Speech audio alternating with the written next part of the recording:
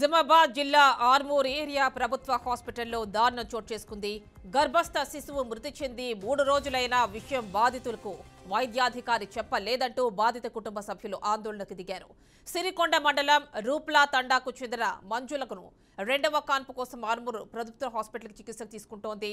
Delivery తేదీ ఖరారు కావడంతో ఆర్మూర్ ప్రభుత్వ హాస్పిటల్లో స్కానింగ్ మెషిన్ లేకపోవడంతో వైద్యాధికారి స్కానింగ్ బయట చేయించుకుని తీసుకురావాలని చెప్పారు. ఓ ప్రైవేట్ స్కానింగ్ సెంటర్లో స్కానింగ్ చేయించుకుని రిపోర్ట్లను డాక్టర్కు బాధితురాలు అందజేసింది. గర్భంలోనే చనిపోయినప్పటికీ శిశువు గుండె చప్పుడు తక్కువగా ఉందని బాధితురాలికి వైద్యురాలు గీత సూచించిందని చెప్తున్నారు. ఓ ప్రైవేట్ హాస్పిటల్లో చికిత్స కోసం వెళ్లగా గర్భస్థ శిశువు మృతి చెందినట్లు తెలిసిందని అంటున్నారు.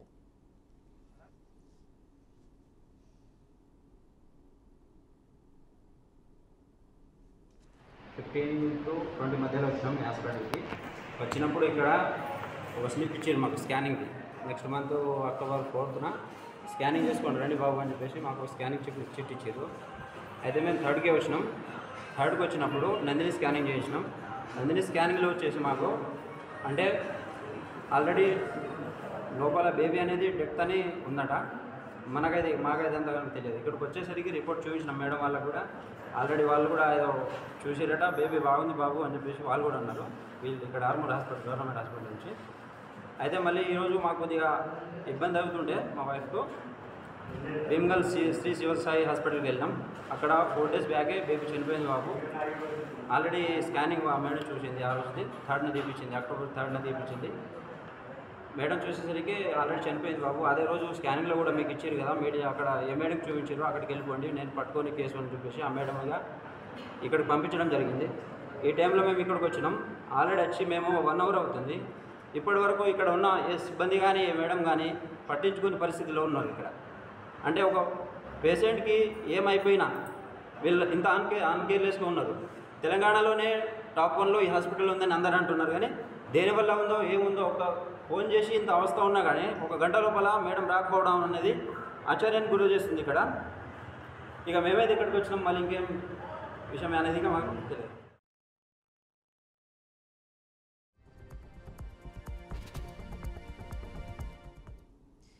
నిజామాబాద్ జిల్లా ఆర్మూర్ ఏరియా హాస్పిటల్లో దారుణం చోటు చేసుకుంది. పూర్తి డీటెయిల్స్ మా రిపోర్టర్ ధనుంజయ్ అందిస్తారు.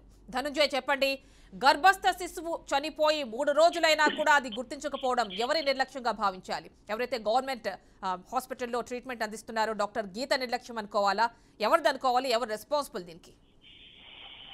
Thank you Yamini. ప్రస్తుతం ఆర్మూర్ నిజామాబాద్ జిల్లాలోని ఆర్మూర్ ప్రభుత్వ ఆసుపత్రిలో ఘోరం చోటు చేస్తుందని చెప్పొచ్చు. ఎందుకంటే గర్భస్థ శిశువు మృతి చెంది 3 రోజులు అయినప్పుడు కూడా విషయం బాధితులకు చెప్పకుండా వైద్యాధికారులు బాధిత కుటుంబాలకు దిగిన పరిస్థితి మనకి ఇక్కడ కనబడ్డది. ఎందుకంటే చనిపోయి 3 రోజులు అయినప్పుడు కూడా బాధితులకు విషయం చెప్పకుండా అధికారులు మాత్రం వైద్యాధికారులు గోప్యంగా ఉంచారని చెప్పేసి అక్కడ కుటుంబ సభ్యులు తీవ్రంగా ఆరోపిస్తున్నారు. సిరికొండ మండలం రూప్ల తాండాకు చెందిన మంజుల 2 రోజుల క్రితమే కాన్పుల కోసం ఆర్మూర్ ప్రభుత్వ ఆసుపత్రికి వచ్చింది.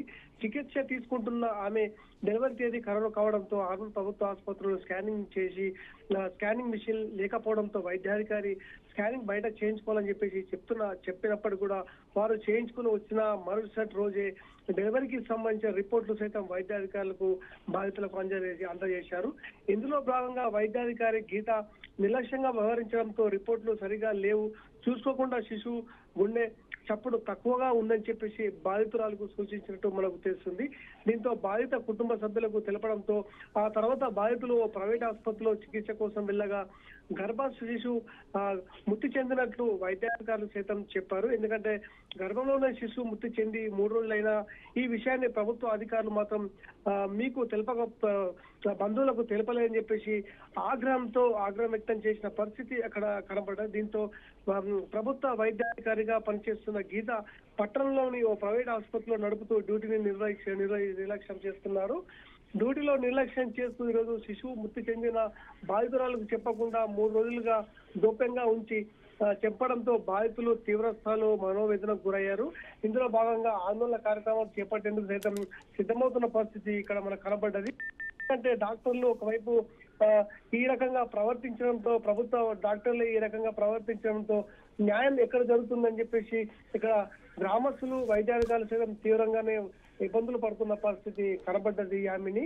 సో ఈ విధంగా ప్రభుత్వ హాస్పిటల్లో మనం వైద్యం కోసం వస్తే నిర్లక్ష్యంగా డాక్టర్లు వహించడంతోనే ఇలాంటి పరిస్థితులు మాత్రం రోజు రోజుకు తలెత్తుతున్నాయని చెప్పేసి చెప్పొచ్చు Yamini. Right Dhananjay, thank you.